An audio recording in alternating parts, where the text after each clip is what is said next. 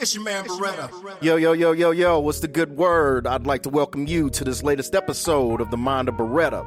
It's your man, the aforementioned Beretta. Right off the bat, my bad, people. Life happens. I try to get these out to you most Wednesdays. Kind of had a little, slip up, trip up, but, we gonna keep it moving. My most humble apologies. As always, you can get at me on Instagram and on Twitter at Beretta Beats, Beretta Beats.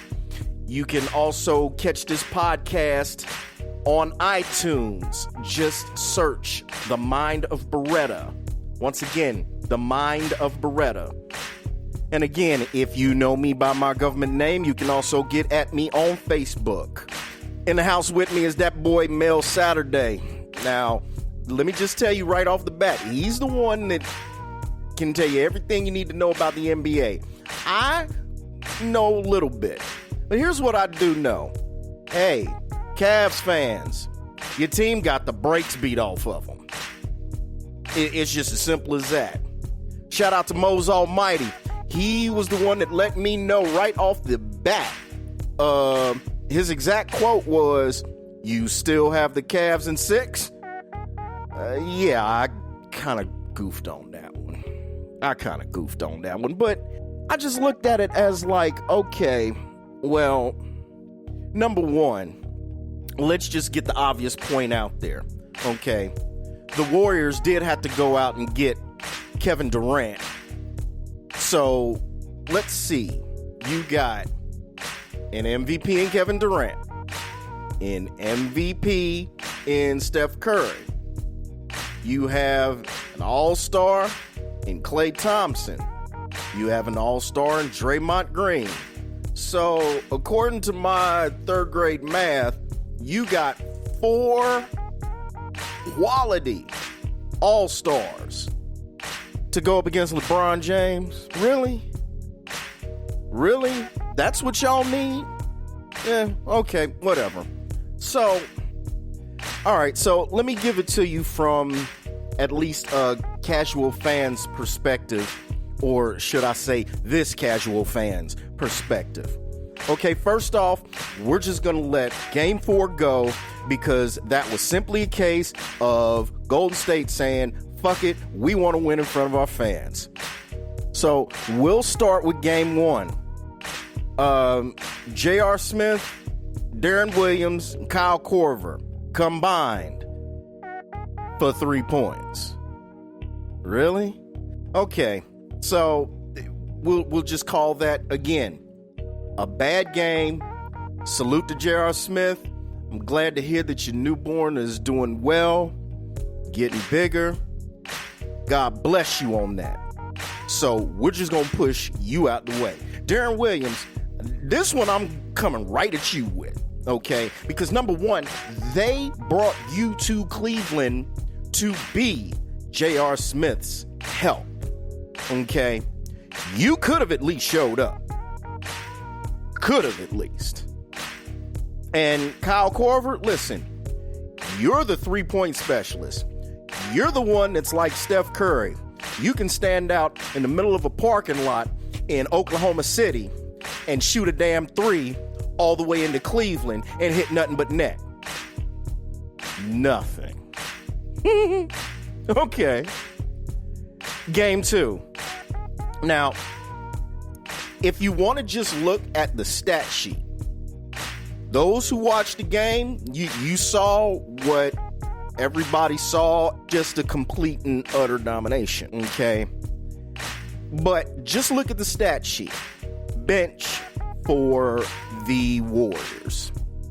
Sean Livingston, 10 points. Ian Clark, 10 points. Andre Iguodala, 5 points, 4 rebounds, 5 assists. That's what you call quality bench play, okay?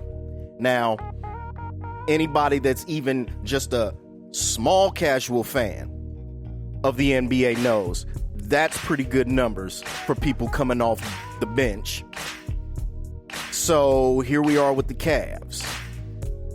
Darren Williams, You contributed 3 rebounds, 3 steals. No points. Kyle Korver. Hey, congratulations to Kyle Korver. He did show up with 8 points, 1 steal, 1 rebound. Okay. Come on now. There's your difference right there. The bench disappeared.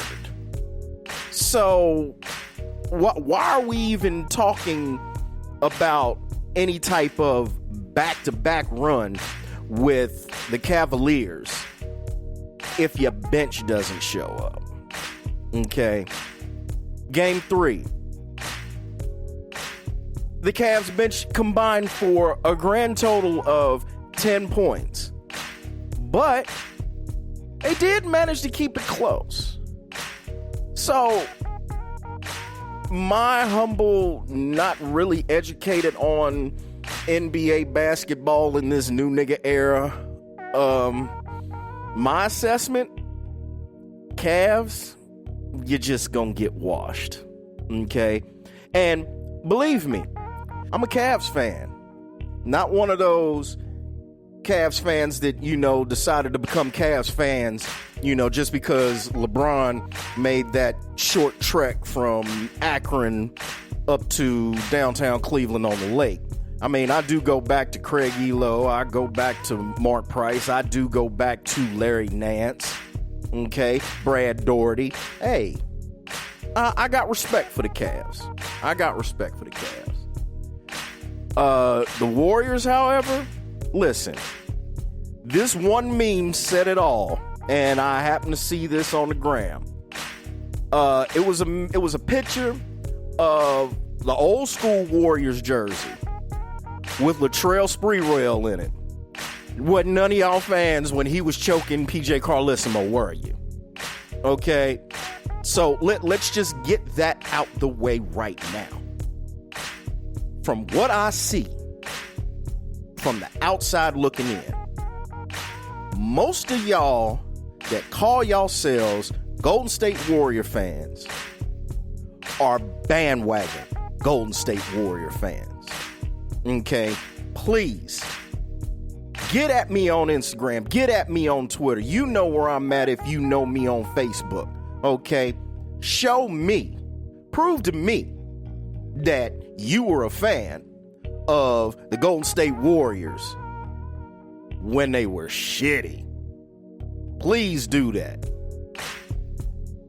So, how come you got all these Golden State bandwagon fans, or really, should I say, LeBron haters?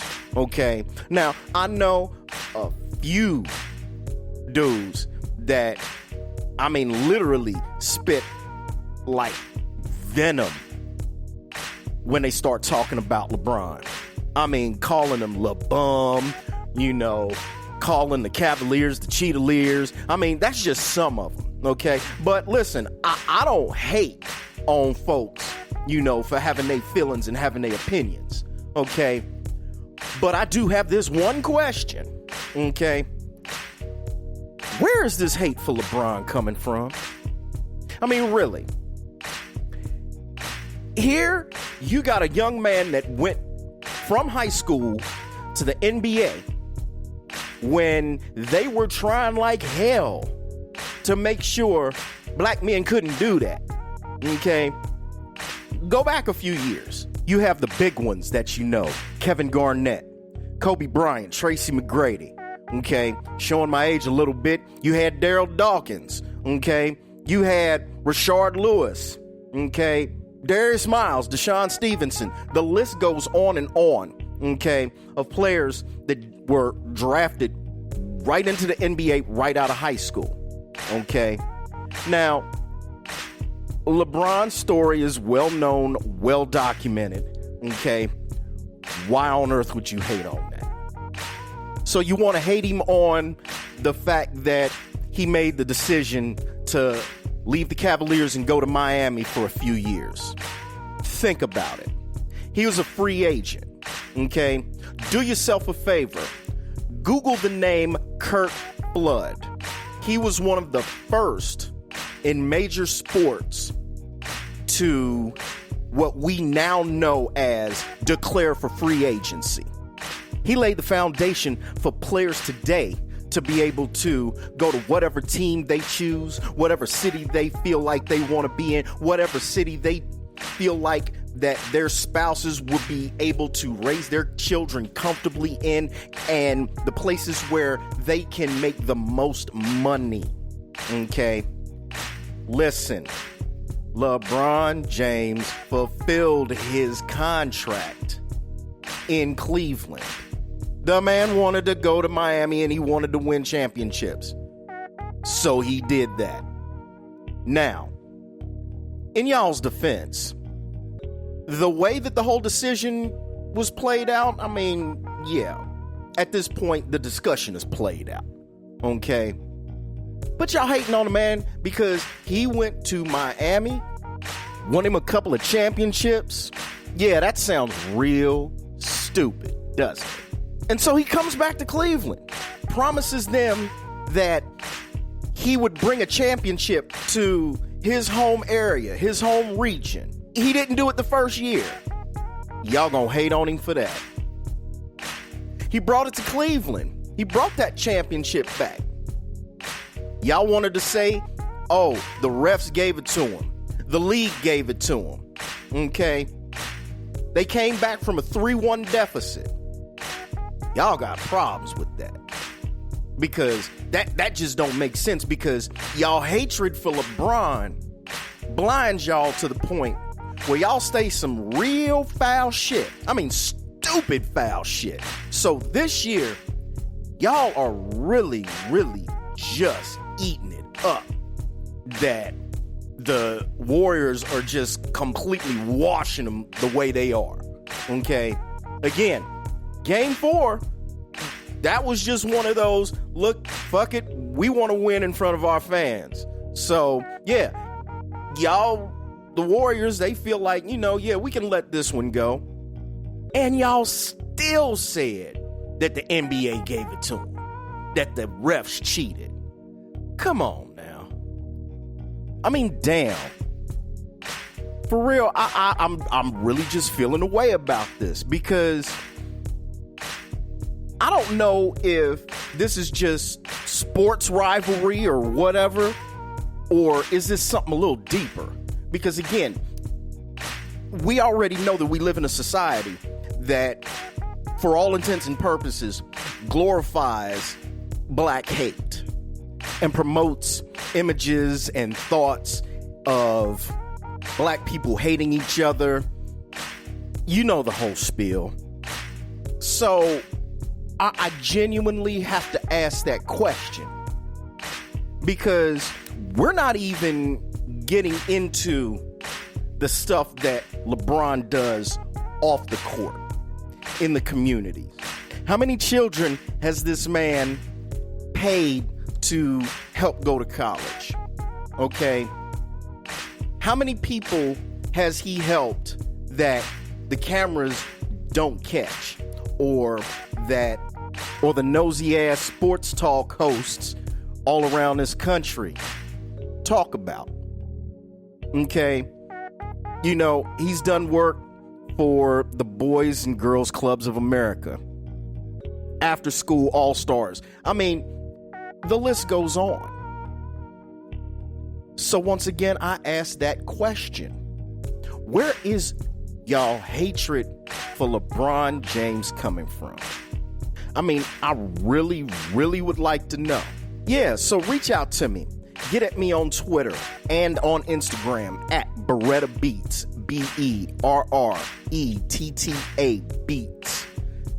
Like I said, help me to understand this, so I won't be sitting up here looking at people dumber than a box of rocks like, you hating this man because he is a quality human being. You haven't heard any kind of negative things about him. You got people spray painting the word nigga on his damn garage in LA. For what? I mean, if it's some stupid ass pump